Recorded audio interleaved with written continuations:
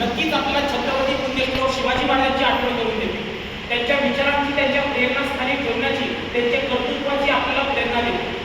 तर मी आज तुम्हाला एका प्रसंगातून त्यांच्या काही गुणविशेषांची माहिती देणार आहे. मी महादेव राजकुमार स्वामी, त्रिवेदी अभियांत्रिकी व संशोधन महाविद्यालयाचा आयटीचा विद्यार्थी आपल्या समोर एका प्रसंगाचं उदाहरण घेऊन तुम्हाला 7 गुणविशेष सांगणार आहे, जे शिवचरित्र आपल्याला शिकवतं. प्रसंग आहे अफजल खान वधाचा.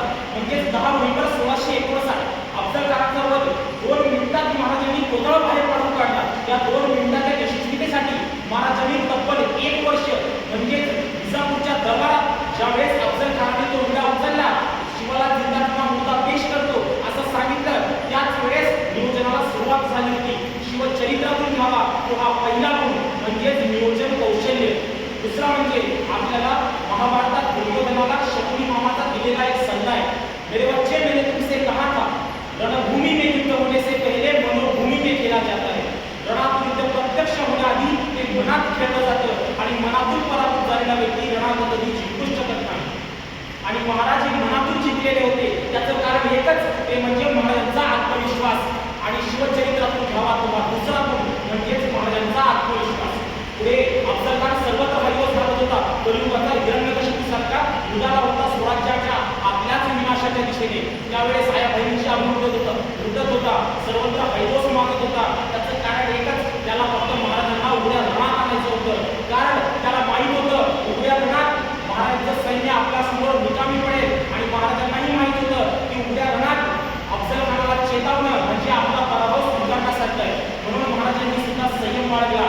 कारण महाराजांना माहीत होतं राजकारणामध्ये संयम हा फार महत्वाचा आहे. आणि ज्या माणसाचा संयम संपतो तो माणूसच संपून जातो.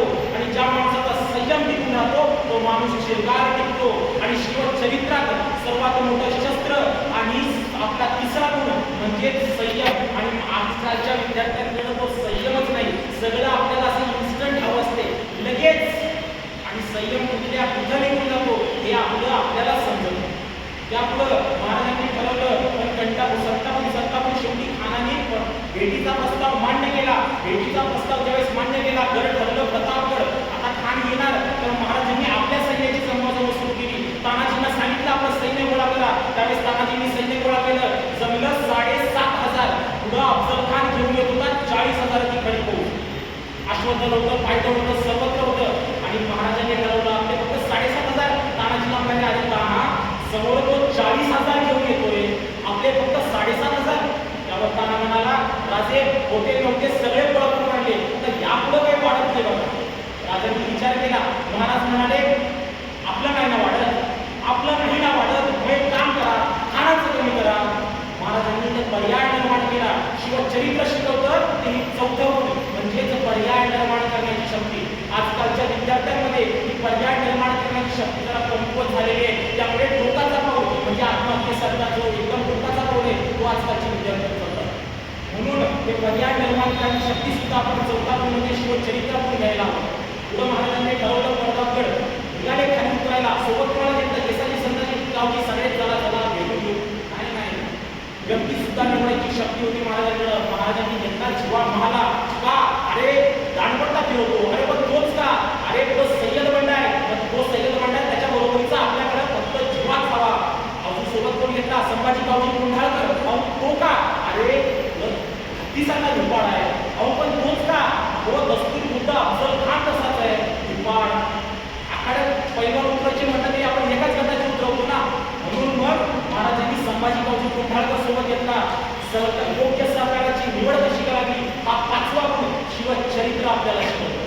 पुढे महाराज गडावर उतरायला निघाले, बंदिस्त बघले, थांबले. शिवा महाराजांना म्हणाले, शिवा टाकी आहे का टाकी? त्यावेळेस शिवा म्हणाला, शिवा कसा नावाची समजला तुमच्याकडे टाकी होती. म्हणून मग त्यांनी म्हणाला, हो महाराज का नाही, पण रणांगणात चाललंय, टाकी कशाला हवी? त्यावर मग शिवा म्हणाला, शिवानं टाकी काढली. महाराज म्हणाले, माझी गाडी बारीक आहे, एवढी बारीक की खानाला अवेळी धरून ओढावी म्हणते त्यांनी त्याच्या हातात मिळालेलं. व्यवस्थापनेच्या भाषेत आपण याला मायक्रो प्लॅनिंग, सूक्ष्म नियोजन. महाराजांनी काय म्हणाले, महाराज काय म्हणाले, माझी गाडी एवढी बारीक आहे की अवेळी जर खानाला धरून ओढायची म्हटली तर त्या वेदनेमुळे मला काही धोका होऊ शकतो. म्हणून महाराज म्हणाले, गाडी बारीक कर. आणि शिवचरित्रातून मला 6वा गुण म्हणजेच सूक्ष्म नियोजन.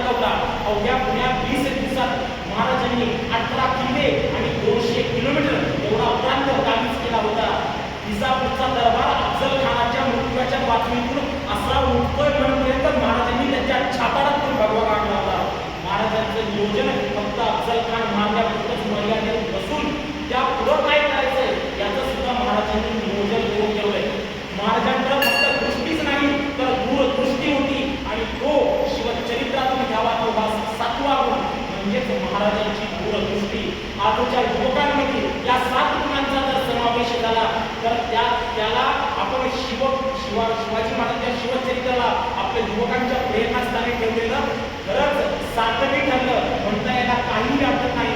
श्रोत्यांनो